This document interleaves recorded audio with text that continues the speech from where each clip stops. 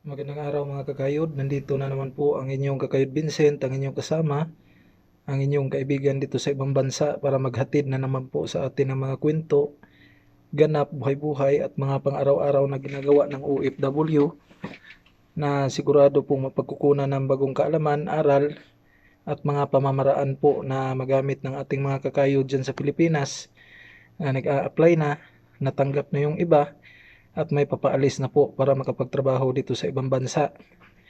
Greetings muna tayo mga kakayod sa lahat ng mga OFW sa anumang parte ng mundo, dito po sa may Saudi Arabia at sa lahat po ng ating mga kakayod dyan sa iba't ibang probinsya sa Pilipinas na patuloy pong nanonood, sumusubaybay at sumusuporta po sa ating bawat vlog. Mga kakayod, follow up pa sa ating vlog 95 kung saan na ibalita natin na uh, isang kasama po natin sa kumpanya dito sa Riyadh ang nag-collapse po at idiniklarang patay doon sa hospital na naka-duty po sa may Riyadh Boulevard World na na-identify natin na si Mark, first timer, 24 years old at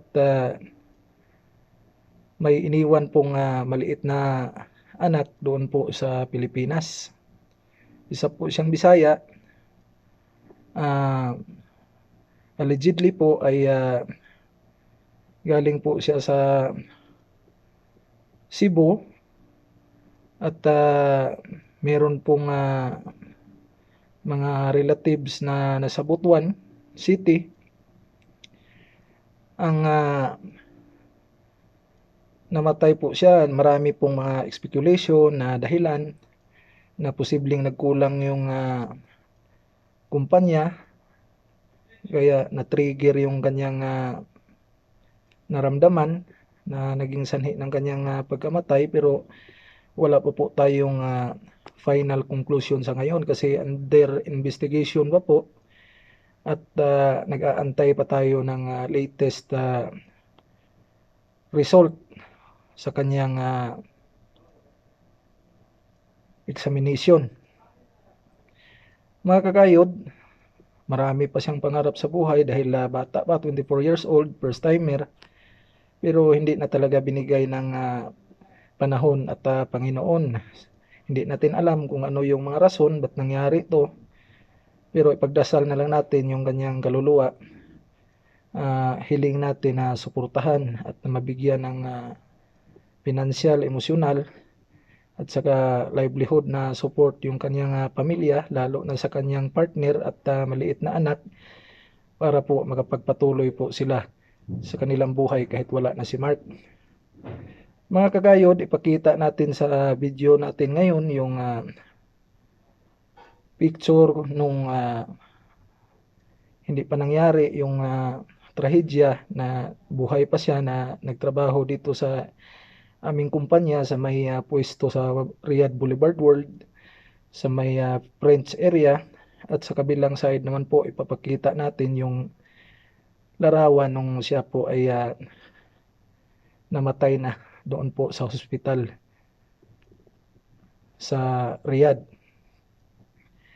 Mga kakayod, last na po natin pag-usapan to bilang respeto po sa namatay na si Mark, ganoon din sa kanyang pamilya, at para po hindi na po mabigyan pa ng hindi magandang mga chismis or mga paninira or mga hindi magandang kwento yung sanhi po ng kanyang kamatayan. Instead po ay mag-antay na lang tayo sa resulta kung ano po talaga yung kanyang hinamatay. Mga kakayod, kung meron ka pong masabi, maibahagi at maisuggest, comment po sa baba para magkaroon po tayong lahat ng bagong kaalaman, lalo na po sa mga baguhan na papaalis pa po para magtrabaho dito sa ibang bansa. Kung bago ka po sa ating channel, please like, subscribe, and hit the notification bell bilang suporta po sa ating channel at para lagi ka pong nauuna sa bawat videos na ating upload.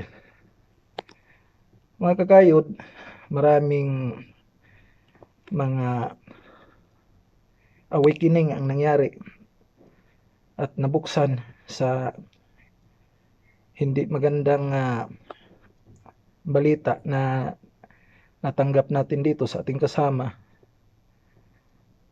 Marami din siyang naisakripisyo. Santi, what is my English? Laro na doon sa kanyang pamilya, sa kanyang magulang. At sana ma-appreciate natin yung kanyang paghihirap, kanyang maiksi na pagtatrabaho po dito sa aming kumpanya. At maalala natin siya bilang isang mabuting anak, mabuting ama na nangarap po para sa magandang kinabukasan, lalo na po sa kanyang maliit na anak. Mga kakayod, hindi talaga natin alam na anong mangyari sa atin habang nagtatrabaho dito sa ibang bansa bilang OFW, dahil hindi po natin hawak ang ating buhay. Kailangan natin magdasal, mag-ingat, ipaalala sa pamilya natin na hindi tayo i-stress, suportahan tayo lagi, at alalayan tayo sa araw-araw na pagtatrabaho natin para po manatili tayong malusog buhay at makauwi po dyan sa Pilipinas na walang problema, buo at dala po yung ating mga pangarap na binunuan natin dito kahit sobrang hirap, sobrang daming stress at challenges sa loob po ng 2 taon. Hanggang dito na lang mga kakayod. Pagdasal po natin ang kaluluwa ni Mark, sumalangit po ang kanyang kaluluwa, tatagan po ang kanyang pamilya at maging ligtas po tayong lahat ng mga OFW. Maraming salamat po.